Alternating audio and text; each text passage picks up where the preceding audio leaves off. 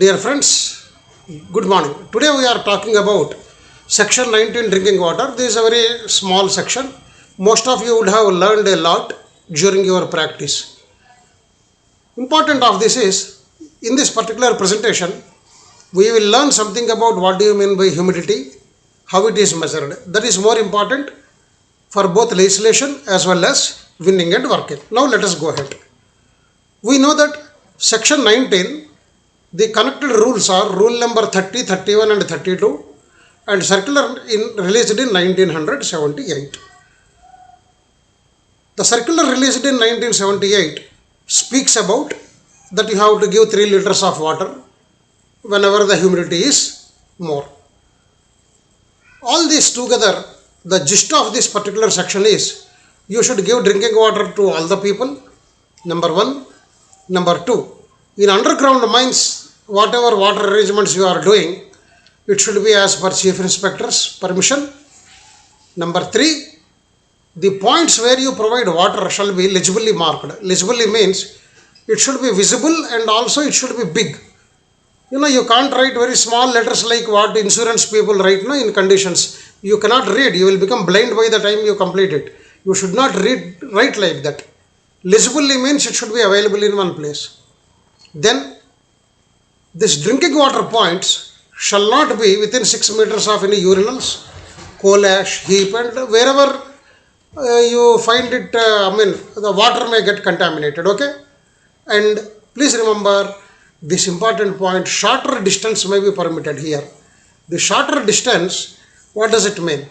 If there is some condition or maybe some problem of providing 6 meters, it is not possible, then regional inspector can permit you, okay, don't worry about 6 meters, you please use 3 meters, but you use these particular conditions, okay. Then central government can make rules for testing and examination of water, because whenever people consume it, human consumption, water should comply to certain standards. If the standards are not met, the people can become sick. So the central government anytime can make rules and law regarding testing. All of you know it should be 2 liters per person at one time. What does it mean by one time? I'm sorry. If a person is appointed 2 times, not like he is doing an overtime, for that period also you should count 2 more liters. Okay? Not on any average employment or any other thing. Next, if it is more than 100 people, it should be effectively cooled, like water coolers and other things you have to provide. And remember, most of you forget this, more than 100 you should provide cool water is applicable for only open cast and it has not been mentioned for underground. Okay? Next, wherever it is not possible to provide continuous tap water, जैसा नल खोल के आप P सकते हो, you can open a tap and drink. If it is not possible, you are permitted to use potted water. Potted means ghata, mud pots or any other pots. You can use that mud pots and provide water. But the condition is you should regularly clean and keep it hygienic. Now, whenever the supply of water for drinking is not from a public water supply. Why I am telling not from a public water supply? If it is public water supply, there will be certain conditions, they will be tested regularly, that water will come. Like you may be in a big city, let us say. You may be in a big city in which you will be getting the water through taps of municipality. So this particular water will have certain certification agency. Whereas if you are giving water to the miners through tap and it is not from a public water supply, you have to get a certificate of the fitness of drinking and it should be submitted to regional inspector without delay. Okay? Now, 3 liters of water has to be provided when the wet bulb temperature is more than 30 degrees. Now, until now, there is nothing very big to talk about section 19 because all of you, everybody who goes to examination, will be very easily remembering the section 19 because it is only 2 liters of water, mud pot, cool and wholesome drinking water, all that. 3 liters when wet bulb is more. What do you mean by wet bulb temperature is more than 30? For that, you please understand the following statements. Number 1, evaporation causes cooling. Please remember, evaporation causes cooling. What does it mean? Let us say there is some water. Evaporation means because of temperature the water goes into air. That process of evaporation causes cooling. Now think once, when it evaporates, where the water should go? It should go somewhere, no? Where it will go? It will go into the air. Clear?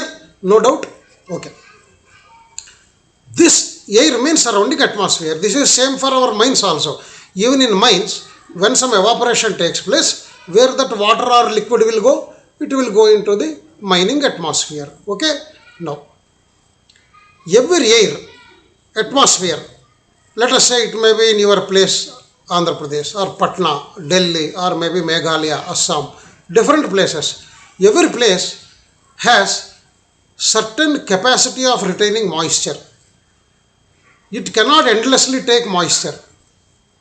Now, for example, let us take, I am giving you a very wild example to understand. There is some 1 cubic meter of air. Maybe in Hyderabad, it may accept some 10 grams of moisture, let us say.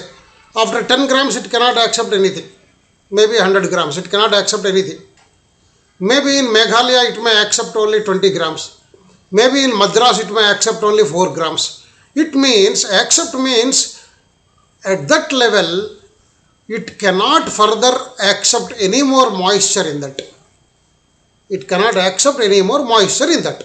It means evaporation will not take place. How the moisture comes into the air? It comes with the evaporation.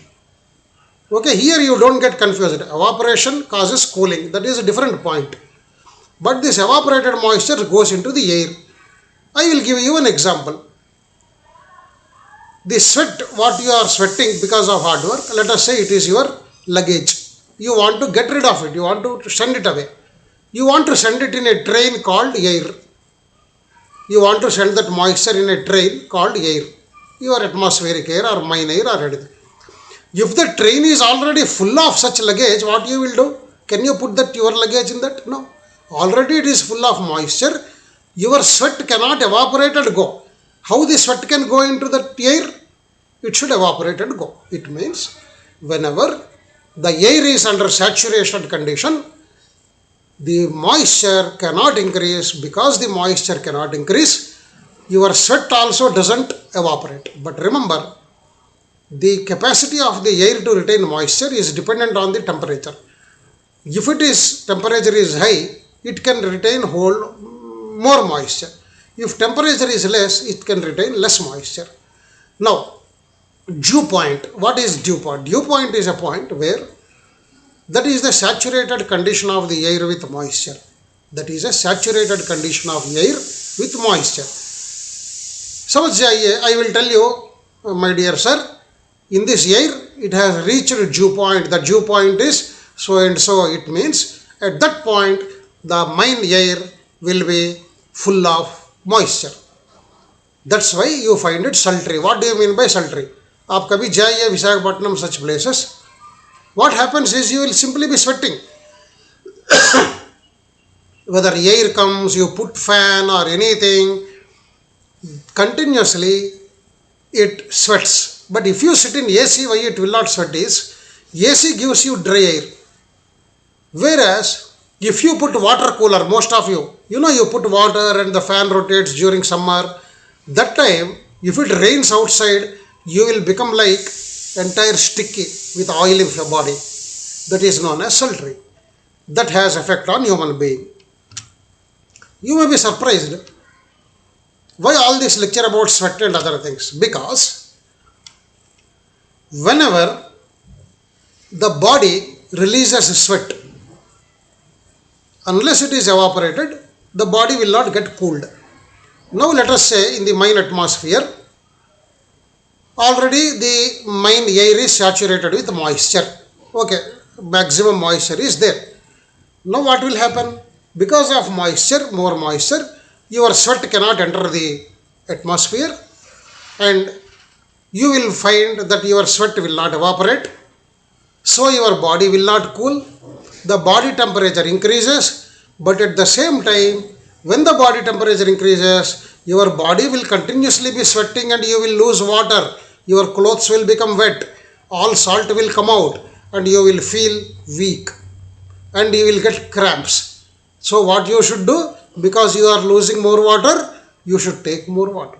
That's why, as per section 19 and that regulation 31, 30, 33, whatever it is, and that circular, you have to provide 3 liters of water per person whenever wet bulb temperature is more than 30. Now, what is wet bulb temperature? Here in the picture, it is an instrument, you call it hygrometer. Like you see in शांडी में ना दिखता ना अपने पास गांव में ट्रर करके घुमाते रहते खेलने के लिए बच्चे, वो तो वैसा ही है. Here, this is both this thermometer and this thermometer are very normal thermometers. Maybe they are centigrade thermometers. What you use in house are Fahrenheit thermometers. Now this is wet bulb. Wet bulb means the thermometer, it is immersed in water. देखिए इधर एक डब्बा दिख रहा है. It is full of water, sealed. It means this is cloth. Black one is cloth. Cloth with other arrangement. It is fixed in that place. So it is made in Great Britain. Don't worry, not made in China. So once your water comes, once you rill it continuously, what happens? Because of the velocity of air, the cloth which is in water and cloth is on this bulb, it cools. What happens? Evaporation causes cooling. Now, can it cool if there is saturation in the air? No. It means the temperature of this wet bulb, this particular temperature इधर जो भी आता है ना, that is known as wet bulb temperature. This is known as dry bulb temperature. It is a normal temperature. This is wet bulb temperature and dry bulb temperature. If wet bulb temperature is more than certain, beyond certain thing, there is more moisture. So, dry bulb temperature minus wet bulb temperature, जो भी reading आता है, whatever reading you get, you will check it in the table where you will get the moisture level or the relative humidity of the air in that particular atmosphere. Friends, one small word in the ending I will tell you. Many people have sent their requests for webinar. We are doing the framework of webinar, entering the data. Meanwhile, please don't forget to do some exercise on VAT, that is webinar activity table 1, VAT 1. Let us call it VAT, WAT VAT, not your income tax VAT. Ours is webinar activity table. So VAT 1 is already with you people. Please work on that. It is not simply putting fingers like this or namaste to me. Unless you work, this table is the only way you can pass. Every VAT I will give you 2 weeks time or 1 week time. Please work on that. It hardly takes around 1 hour for it or 2 hours. Okay. हो सकता कि मैं पढ़ा हूँ उसमें, इसलिए 1 hour you take 2-3 hours. But please sit with other people and work. You will do it quickly. Your ideas will be respected. You will get confidence. But please work on VAT 1 very early during first or before 10th of July. We are conducting the first webinar on WAT 1. Please work on that. Thank you very much and Jai Hind.